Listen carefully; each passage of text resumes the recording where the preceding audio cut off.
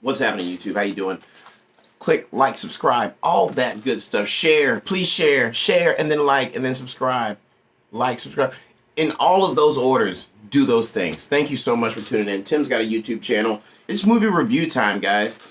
You know, when I review movies, I tend to get off on a tangent. I don't even know if it's movie reviews or a self-reflection moment.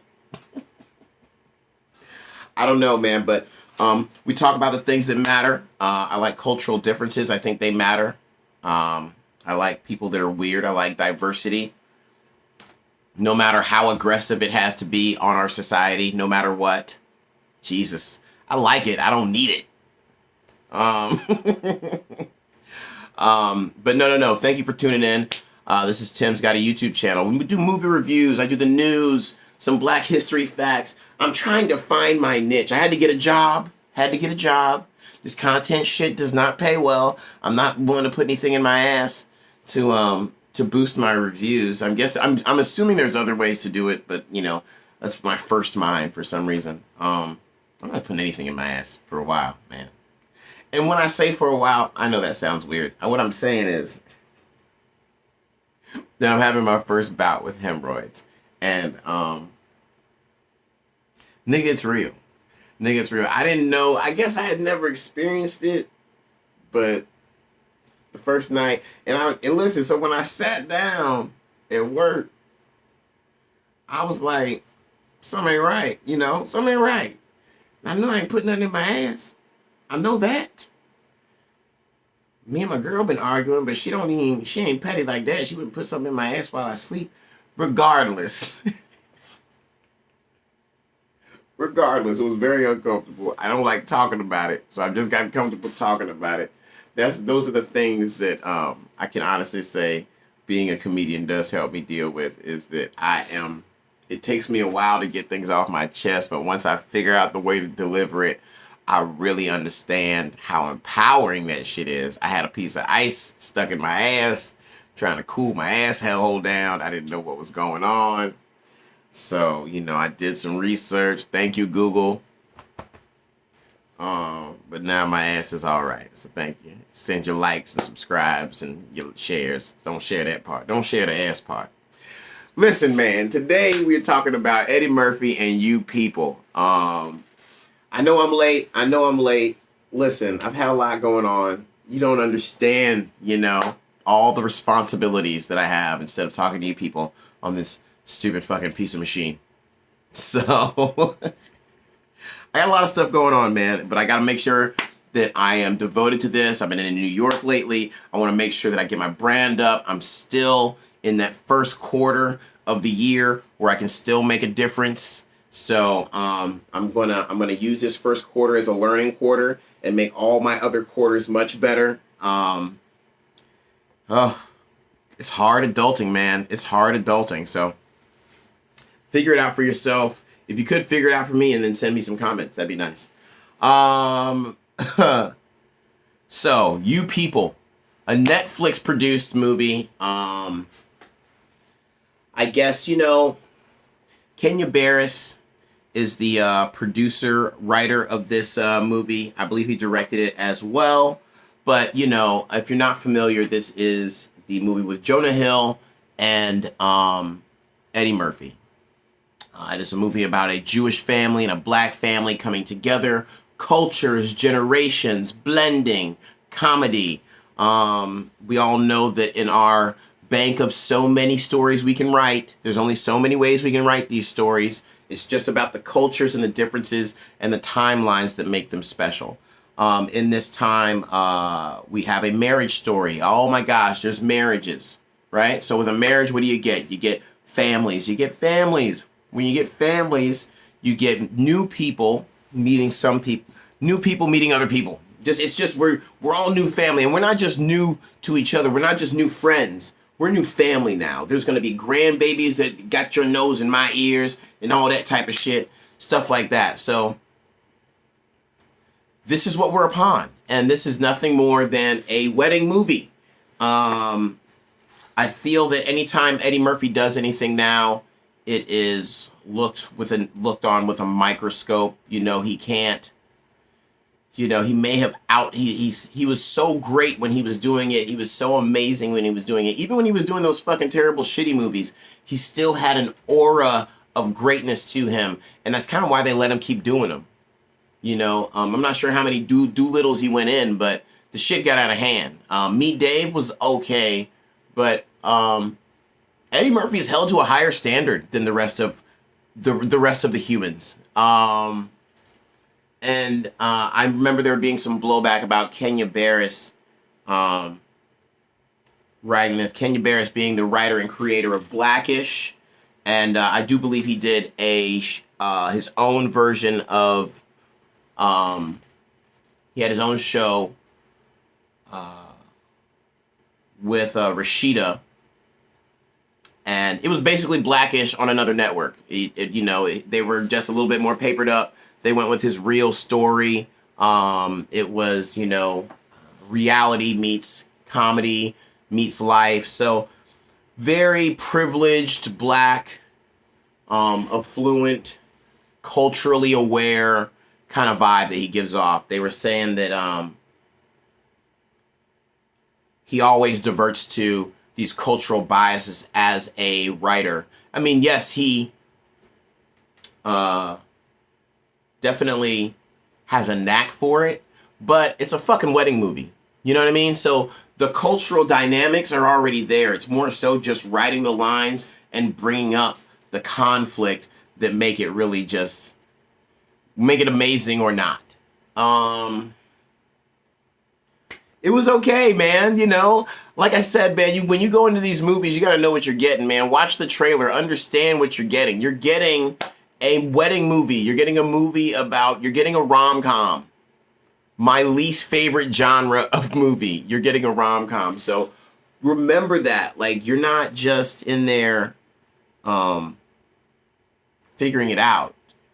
You're in there, when I say figuring it out, I mean, like,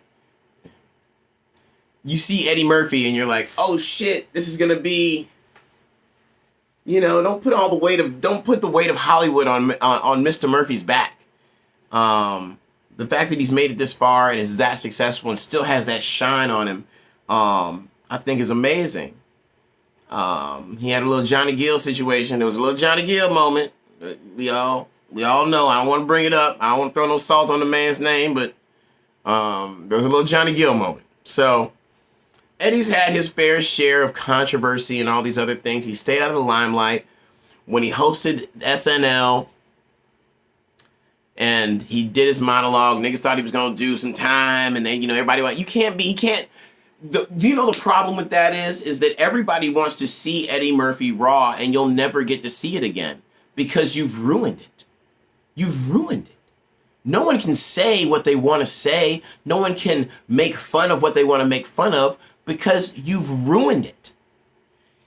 In all of the worlds, listen, trust me. In all of the worlds, in all of the places, I'm telling you right now that I would be absolutely ecstatic to hear the same thing. I, of course, want to hear Eddie Murphy talk about gays and this and that and da-da-da-da-da-da, just like he did when he was when he was making all those, when he was actually saying the F word. I don't want to get myself canceled. I ain't even been nowhere. But, when he was saying words like that and prancing around and talking about people and talking about fucking in the ass and all, hey, man, listen, I'd love to see that. But the only way I'm ever going to hear that is if I work really hard at my craft and put myself in a room where there are really powerful people cracking jokes, and Eddie Murphy's one of them. That's the only time. That's the only time it'll ever happen. Is when I'm I'm one-on-one or one in a few of people, a handful of people that are around Eddie Murphy for him to make those kind of jokes. You'll never hear him say that shit again. Ever. He's too smart. He's got too much to lose. He hasn't transcended Hollywood. You see, if you watch the movie You People, you can see that. And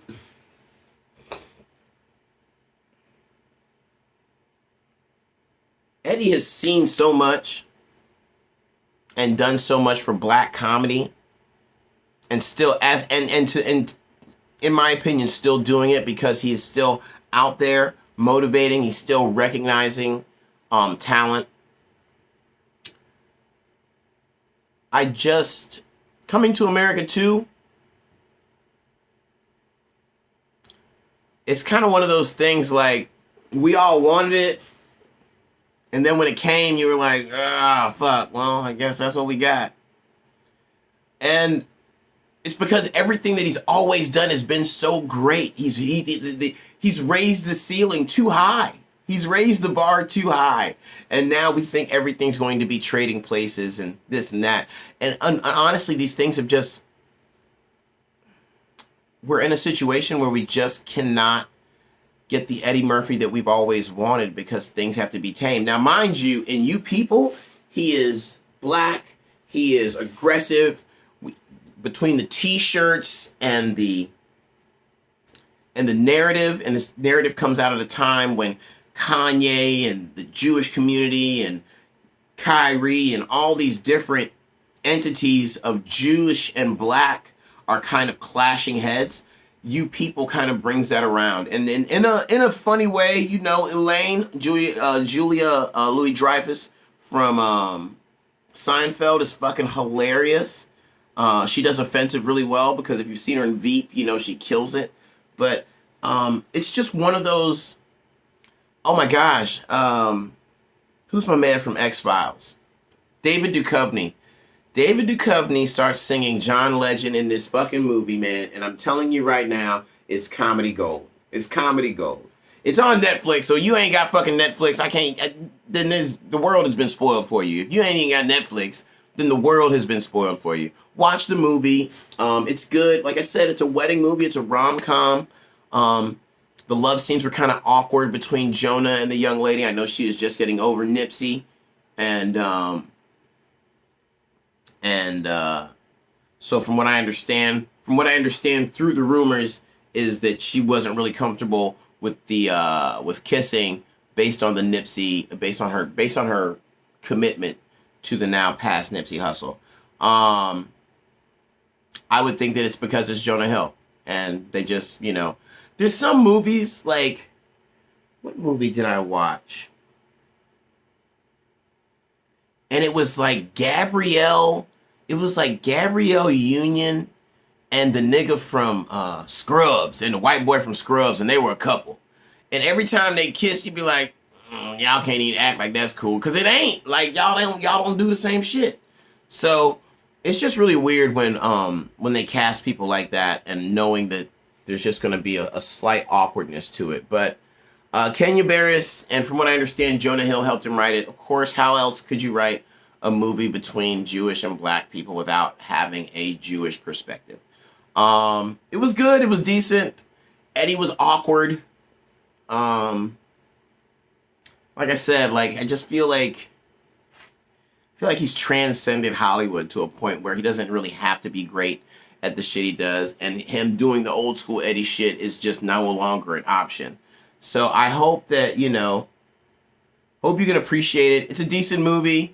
If you like rom-coms and, you know, you want to touch all of the interracial offensiveness, then yes, they offend everybody equally. Jews, blacks, everybody gets their hands wet or their hands dirty, and even a dirty kind of wet, which I think is worse. And it's not a bad movie, so check it out. That's my movie for review for You People, and clearly my opinion on the status of Eddie Murphy. Coming to America 2 was trash. I said it. Fuck it, man. I said it, man. I said it. And we all agree, it's hard. You don't even want to criticize the man because it's him. But it could have just, I don't know. There are just certain times when you just need less Leslie Jones. Am I wrong? Am I wrong? Like, I know sometimes you need her, but sometimes you don't. All right, click like, subscribe, share, like, subscribe, click, all that shit in any particular order. Thank you for tuning in. That's my movie review on You People with Eddie Murphy, Jonah Hill, and Nia Long, directed by Kenya Barris. Have a great day, man. Thank you.